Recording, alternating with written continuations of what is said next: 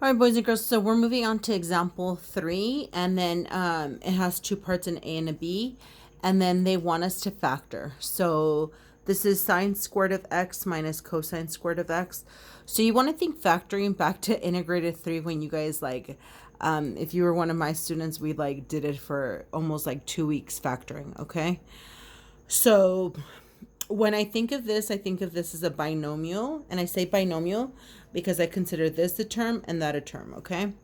And so this one's pretty easy for me, but it's the difference of two perfect squares. So this is a perfect square, this is a perfect square. So notice that technically there's no middle term, if that makes sense. But again, you have to kind of think back to factoring. So there's not much to this, it's just the difference of perfect squares. So this one would be sine of x plus cosine of x times sine of x minus cosine of x. So the factors would be this, okay? Sine of x plus cosine of x and sine of x minus cosine of x. Notice they pretty much look the same except one's adding and one is subtracting. Now, here's kind of another hint. If you want to check your work to see if you did it correctly, then that's where you use FOIL, if you guys recall, from integrated 3 from factoring. So you can check first, sine of x times sine of x is going to give you sine squared of x. That's first. Outer, sine of x minus cosine of x will give you negative sine x times cosine of x. Inner, this will give you the same as the outer, except now it's positive. So one's negative, one's positive. And then last, negative cosine squared of x. So your outer and your inner, because one's positive and one's negative, they will cancel out, okay? But it's knowing the properties, okay? But again, you can check by using FOIL, okay? All right, so now let's do part B. For part B, we have 6 cotangent squared of x minus 13 cotangent x plus 5. So this is a trinomial. And the reason why I say trinomial, this is one term, two terms, and 3. I like to think of this as a quadratic function. Okay. Again, I'm relating it to something that I know from integrated 3. So think of this, ax squared plus bx plus c. Okay.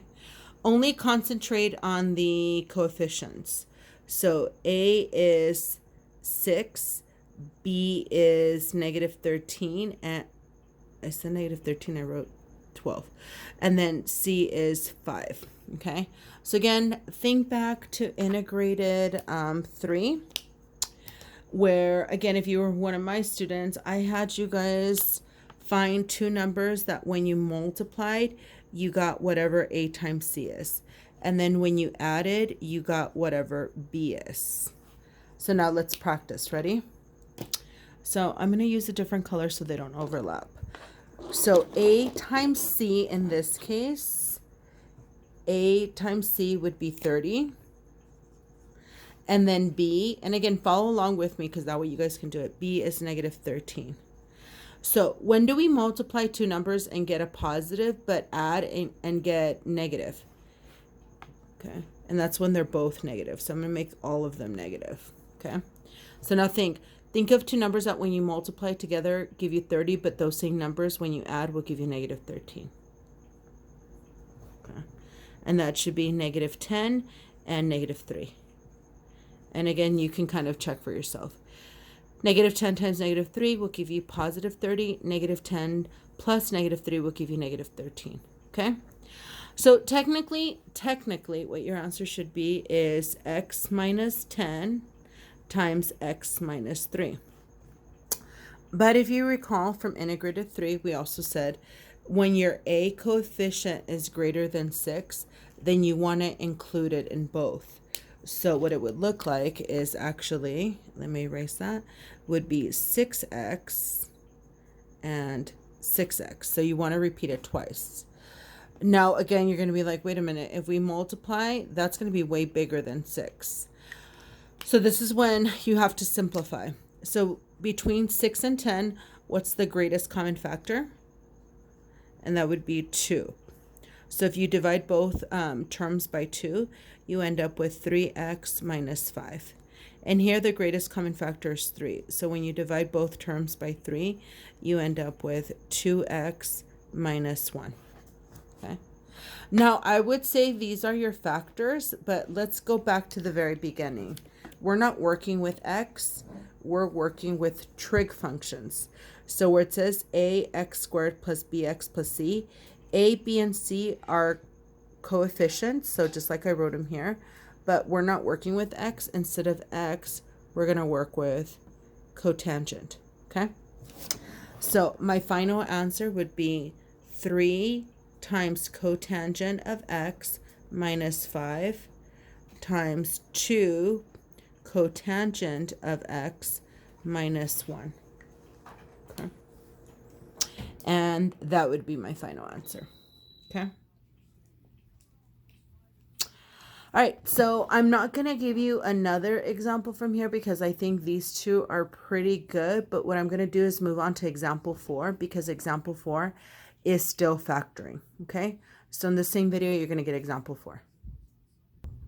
Okay, so I'm moving on to example 4, and the directions are still the same to factor, but this one's a little bit different.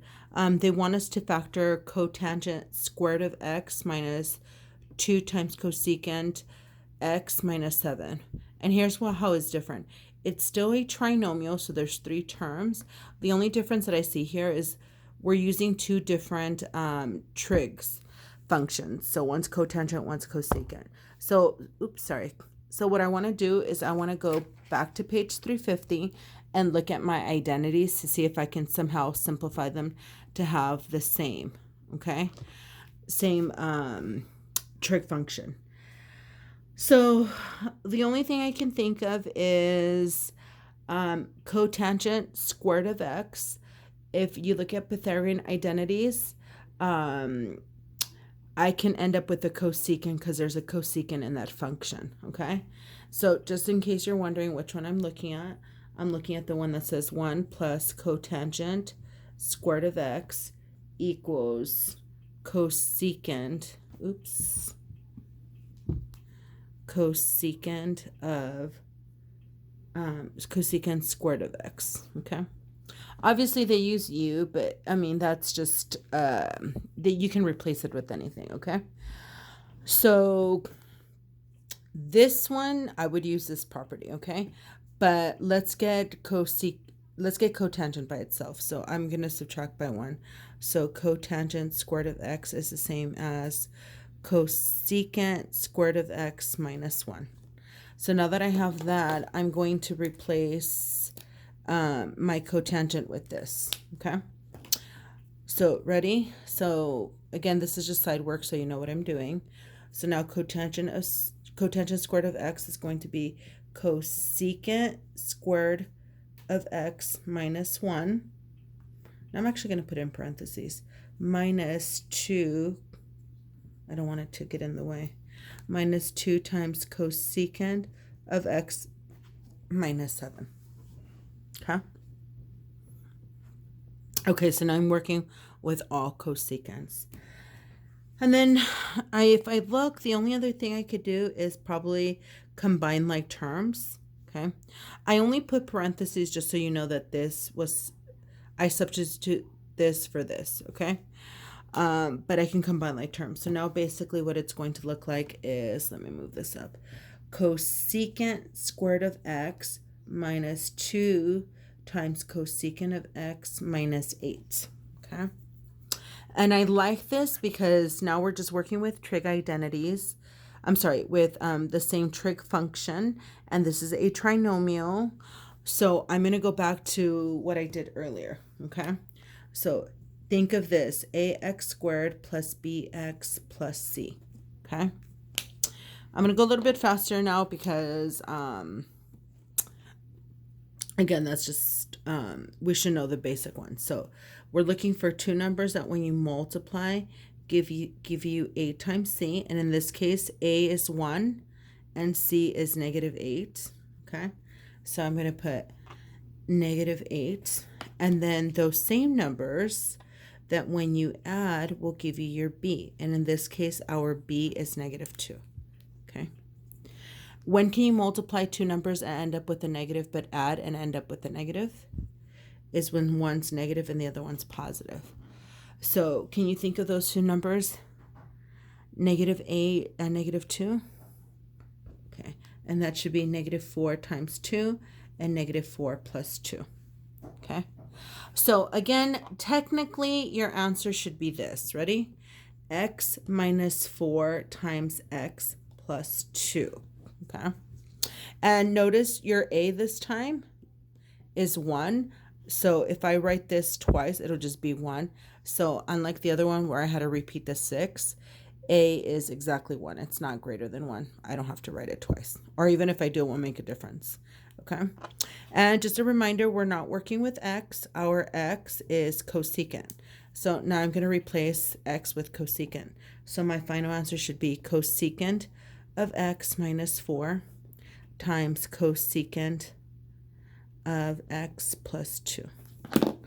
And when I factor, this is what I factor out to. And that's it. Okay, so I'm going to go ahead and give you one more because I tried looking at the homework this time ahead to see if I can get a variety, and I think I can do one more, okay? Okay, so the one that I chose to do is number 53 in the homework, okay? And the reason why I chose this one is because this is not a binomial, this is not a trinomial, this is a polynomial with 4 terms. So 1, 2, 3, 4. Again, you know how many terms it is because it'll be separated by either a minus or a plus, okay? And boys and girls, hopefully you remember this, but how do you factor a polynomial with 4 terms? You're going to factor by grouping, okay? Factor by grouping. And that usually happens when we have 4, okay? So I'm going to group these two, and then I'm going to group these two, okay? So between these two, we know we have, you're going to factor out the greatest common factor. And we have cosecant squared of x. So what's inside my parentheses is a cosecant of x minus 1, okay? And you know you did it correctly. If you multiply back in, you should get the same thing that you started off with, okay? Notice this one, there's nothing you can factor out, but when you group, you usually want your what's in parentheses to be the same. So how can I make these to be the same? Is if I factor out a -1, okay? Because then what would be left, it's kind of like divide by -1, is cosecant, okay, because the negative times the positive will give me a negative, and then a -1. Negative times a negative will give me a positive, okay? And the goal is for these in parentheses to be the same. So now when I do this, I can simplify to cosecant squared of x minus 1 times cosecant of x minus 1, okay? Now, if you're thinking, is there anything else you can do with this? I know for a fact there's no identity that I can simplify for this, but this one should look familiar. It's one of the Pythagorean identities, okay?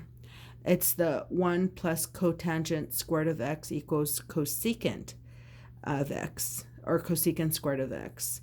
So actually this should be able to give me cotangent squared of x, okay? And then this won't give me anything, so I'm just going to multiply it, okay? And is there anything else I can do? Not really. I'm just going to be going back and forth because there's nothing I can do anymore here, and I know for a fact there's nothing that goes with that. So that's it. Okay. All right, boys and girls. these are all the examples that I'm doing today for day one. Don't forget, I never go over the actual examples in the book, so you can always refer to those. And today I went ahead and skipped all the checkpoints on purpose so that you have extra examples that you can work on, okay? All right, so let me give you the homework for today. And again, if you have any questions, please jump back in the chat and ask, okay?